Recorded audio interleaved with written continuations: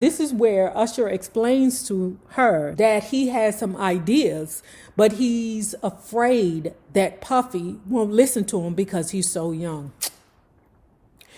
His baby mama is the same age as you, Usher. I don't hear nobody out there.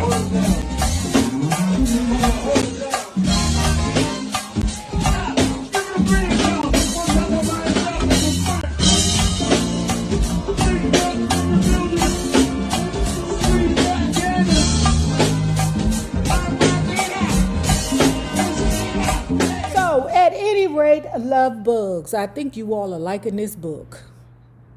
Let's continue reading. Faith Evans, Keep the Faith. Usher was Puff's top priority at the time. L.A. Reid had entrusted him to produce his first album, and there was a lot of buzz surrounding him. Puff knew I'd done some writing with I'll Be Sure, so he asked me to try some things out with Usher during a few of his sessions. We'd started meeting nearly every day at the studio. I'd help him arrange the vocals on whatever songs he was working on, or write a bridge or a chorus for a song. I'd finally replaced that Bronco with a Toyota 4Runner that I bought for cash from a repossession yard in Brooklyn. So one afternoon, I drove to Usher's hotel, found a parking spot, and went inside. I told the receptionist who I was there to see, and she directed me up to his room. The tutor was there. Bitch, stay right there. We'll let you know when his tutoring session is done.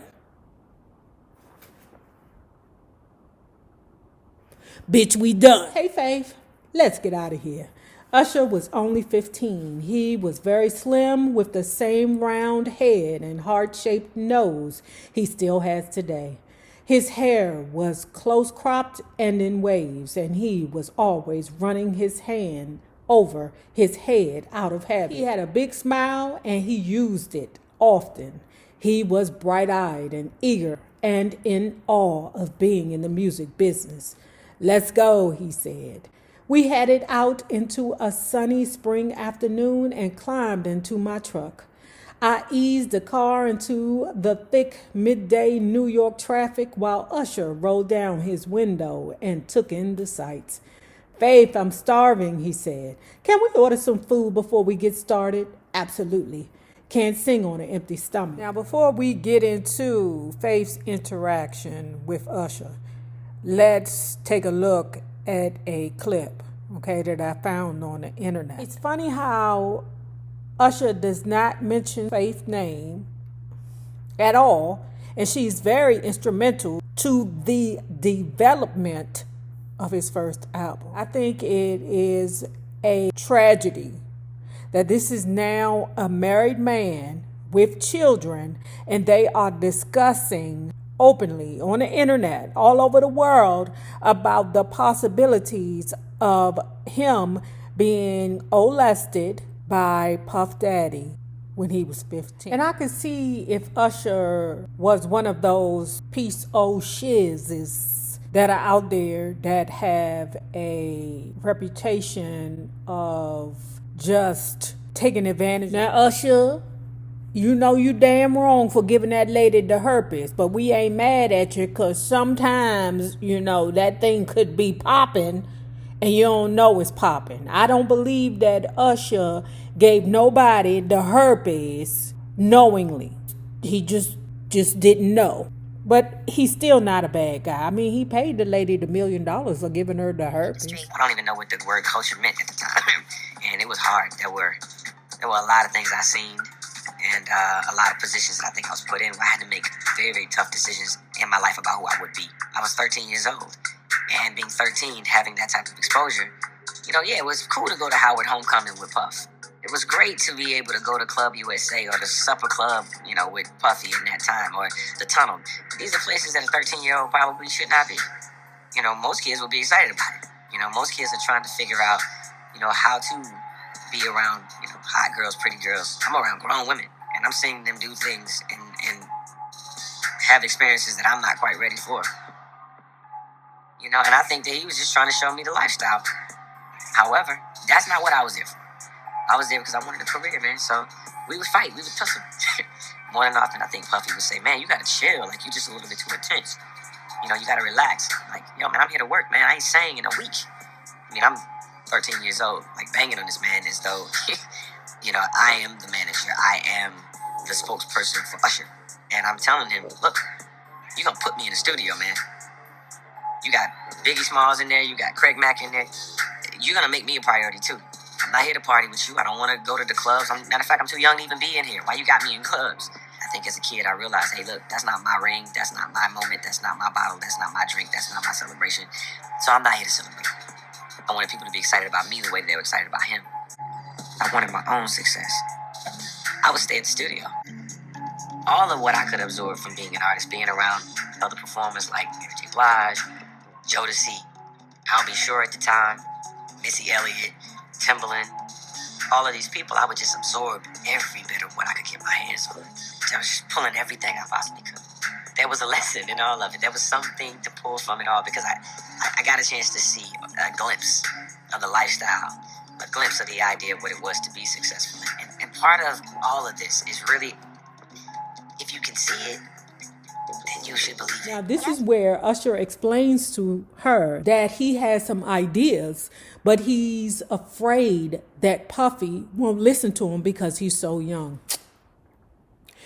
His baby mama is the same age as you, Usher. Usher, it don't matter how old you are. A good song is a good song. You just got to get Puffy's attention and make him really listen. Usher turned away from the window and looked at me. Get his attention?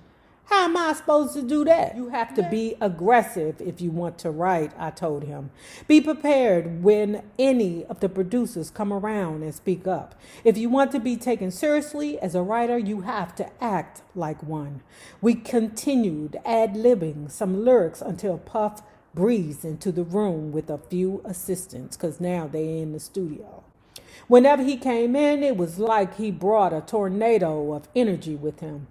He would be carrying on 2 or 3 conversations at the same time, looking over paperwork in his hands and listening to a song. All right, Usher, he said, what's going on in here? Y'all working or what? Puff pointed to our empty takeout containers. Look like y'all doing more eating than working. Did he shut the fuck up? They went in the studio and they showed Puffy what Usher was working on. And he liked it. Sometimes you just got to jump out there. When Puff left, Usher was exuberant. You think he really liked it? He asked me. I went over to my food and took a final bite. If Puff don't like something, believe me, you'll know it. Fuck Puffy. A few weeks later, Puffy took me and one of his producers, Chucky Thompson, that's DC's Chucky Thompson, to work with an R&B singer named Pebbles who lived in Atlanta. Pebbles was L.A. Reid's ex-wife, and because of that connection, Puff was enlisted to work on her next project. Her first solo record on her own label, Savvy Records. Pebbles had several hit records under her belt, but she was best known at this point as the woman who discovered pop trio TLC and had then signed to her label. Who on the TLC tip had been a runaway success 2 years before, and they were bona fide stars, Chad. That hussy stole them girls' money. It's like that. Why you steal them girls' money, Pebbles? Maybe. And these people be like, how the hell I steal something? If it wasn't for me, they would have zero. Zero. They didn't have me. Good. Shit, they still ain't got zero. Pebbles had an all-male group in town working with her on some songs. She introduced me to the 4 guys, and we began to listen to the tracks she had queued up and the verses she started to come up with. We spent the afternoon writing and laying down tracks. It was exciting to help an established singer come up with new ideas. When it was time for me to go, I took a cab to a studio in downtown Atlanta. Puff wanted me and Chucky to check out a group he was thinking about signing to Bad Boy. He wanted our opinions on whether or not they were any good. And once again, I felt very special. I was a part of Puff's inner circle, and I was flattered that he valued my opinion on something as important as signing a new group to the label. Kind of remind me of Sugar Ray. Y'all know from the book Barry Motown and Me, Sugar Ray, Raymond, Gordy Singleton. Child, she would not let that name go, buddy.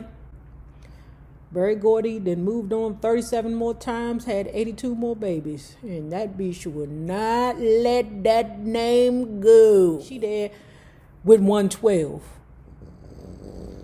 Puffy goes to her and Chucky and say, well, what do you think? Faith say, I think you better sign them boys now. She said they were clean cut, they were good church boys, and I think you need to sign them now. They have a unique sound. I think you better sign them now, Diddy. Chucky and I smiled at the guys and waited for them to begin singing. They were really clean cut. I could tell they were bred in the church. Chucky, Faith, can I talk to y'all for a minute, Puff said. I gave the guys a thumbs up sign and then followed Chucky and Puff into the studio hallway. What did you think? Puff asked us. Sign them now, I said. I was beginning to enjoy being in the music industry. Although I wasn't yet working on my own material, Puff made me feel like I wasn't just an artist. That's what he do. It's called sorcery. He did that to everybody. That's what he did to Mark Kerr. I was helping him fulfill the vision for Bad Boy. He trusted my opinion, and I was honored.